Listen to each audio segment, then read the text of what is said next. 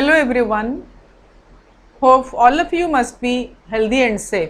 In my previous video, I have discussed structure of corona, and in this video, I will discuss infection of coronavirus and how it infects the human being. So as you remember, in my previous video, I have discussed the structure. So this is the structure of coronavirus, and normally it expresses the 5 different structural proteins: the spike protein, hemagglutinin esterase protein, membrane protein, envelope protein, and nucleocapsid protein. And out of these 5 protein, this number 1 spike protein and He protein, these two protein are very much important for the infection, and this protein encloses a positive sense single stranded RNA, and this RNA carry all the information for the synthesis of the viral components, so that it can easily replicate and produce its viral particles, virus particles.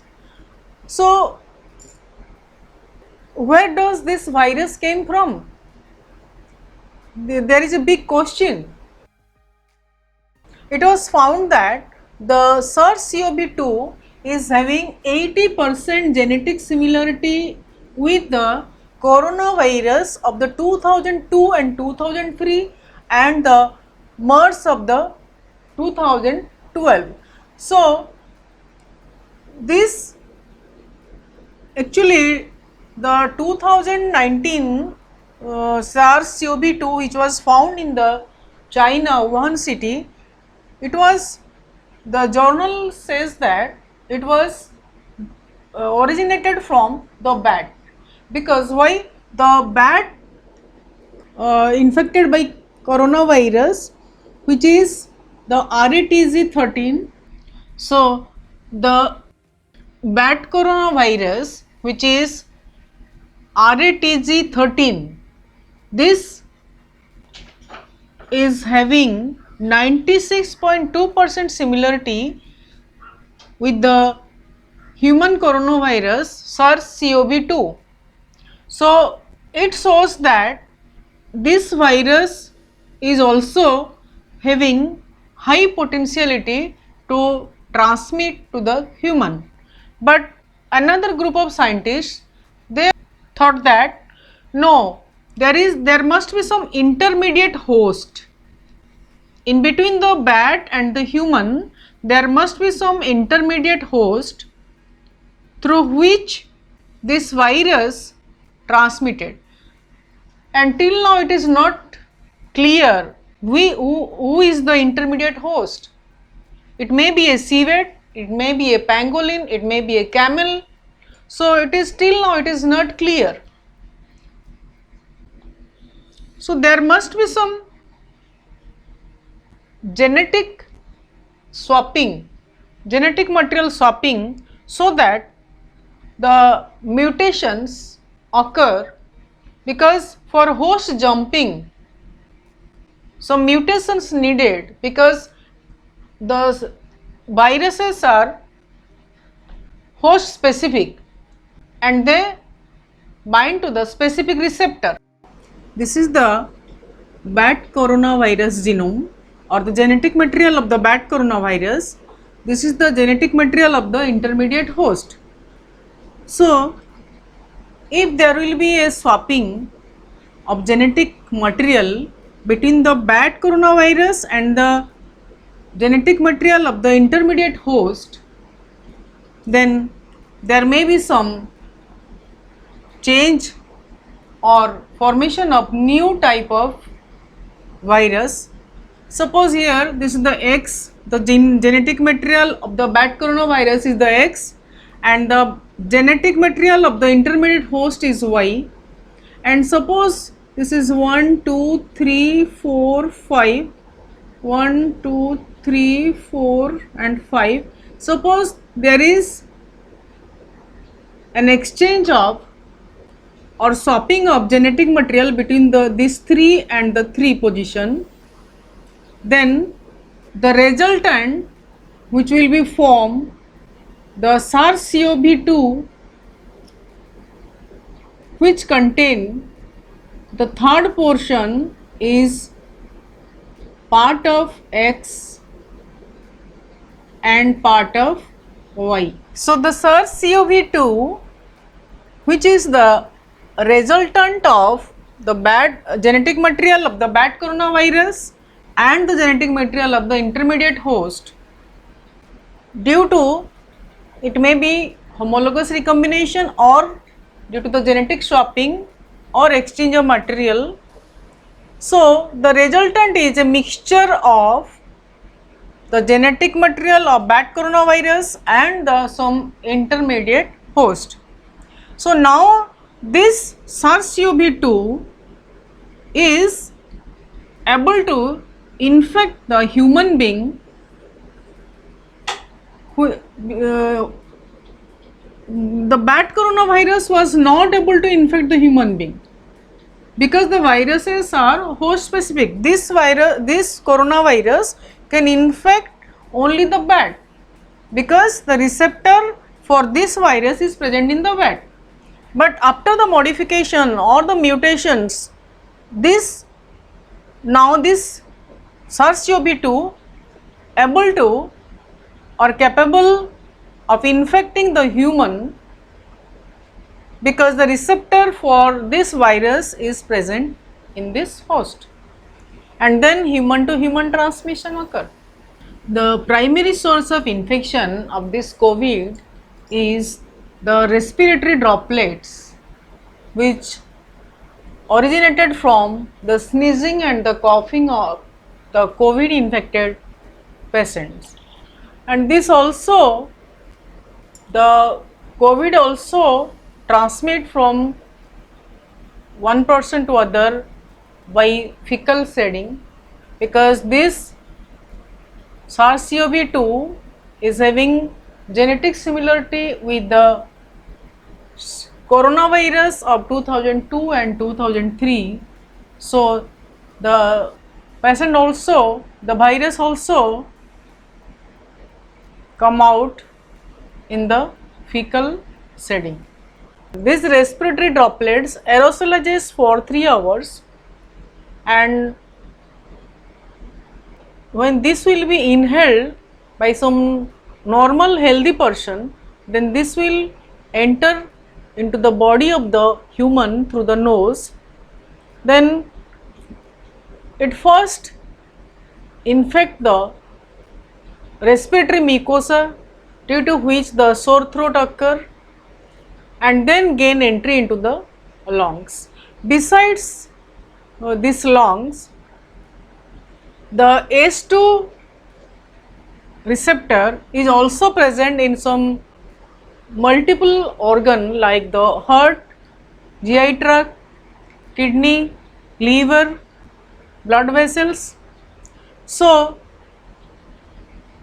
not only the lungs infected, but these organs also contain the ACE2 protein. So multiple organ affected with this coronavirus. So if we will see the lungs here, once it will gain entry into the lungs contain many sac-like chamber known as the alveoli, and when this alveoli is the site of exchange of gases of carbon dioxide and oxygen. Suppose this is a single alveoli here. This alveoli contain different type of cells like the type 2 pneumocytes, the epithelial cells. These alveolar cells, they produce surfactants which helps to maintain the surface tension of the alveolus and it remain open so that the exchange of gases can occur easily. So in this case, this type 2 pneumocyte cell, the type 2 pneumocyte cell normally contain the S2 or angiotensin converting enzyme 2 receptor in the on the surface of these cells. This is the ACE2 here, which help in the attachment of the virus with this ACE2 type 2 pneumocyte cell.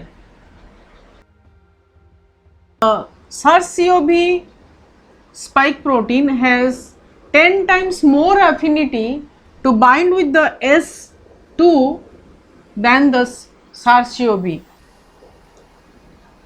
Suppose this is the membrane, this is the part of, this is the SARS-CoV,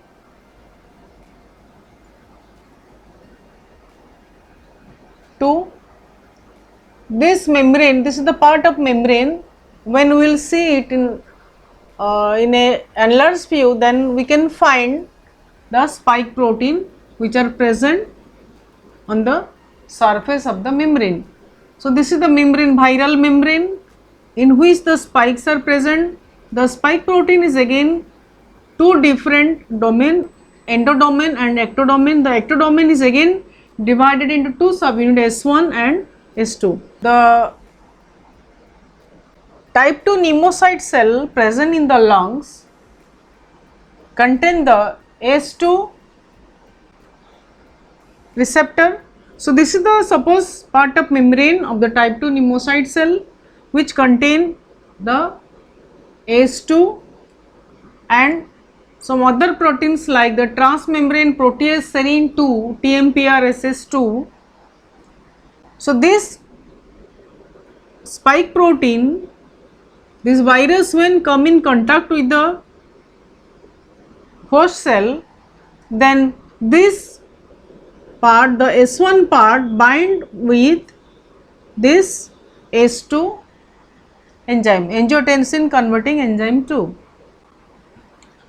So this is the main portion which bind with the receptor of the host cell. So the TMPRSS give a cut in the spike protein and help in the attachment with the S2, and the S2 part, the S2 part of the subunit of the spike protein help in the membrane fusion. So in this way this viral particle help in the attachment with the host cell membrane. So here, though this is the main part, so we can develop antigen derived from the spike protein. From this spike protein we can develop the antigen which can boost the recognition of spike protein by the immune cells. This is one possible way to control this attachment. Second, we can develop the monoclonal antibodies. We can develop the monoclonal antibodies by taking the antigen with the WBC, which can, these monoclonal antibodies can bind to this spike protein so that it cannot bind with the S2 enzyme, S2 protein. So this is another way to check the binding of or attachment of this virus to the host cell. So the second target is the TMPRSS. By inhibiting the TMPRSS, we can also check the entry of this viral particle into the host cell.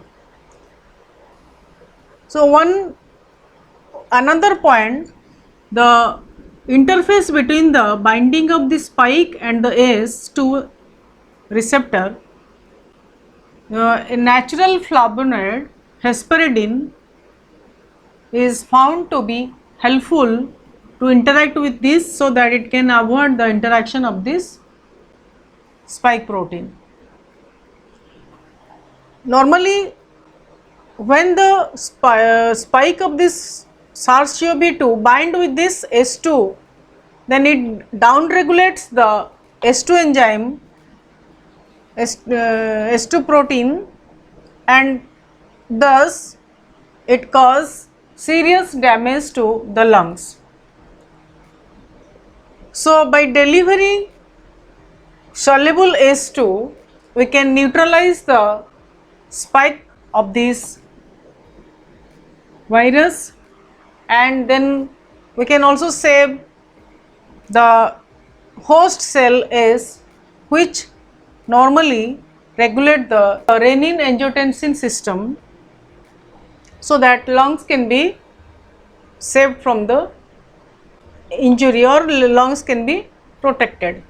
So this is all about how the coronavirus infect and what are the possible ways to develop the vaccine, or we can check the multiplication of the coronavirus.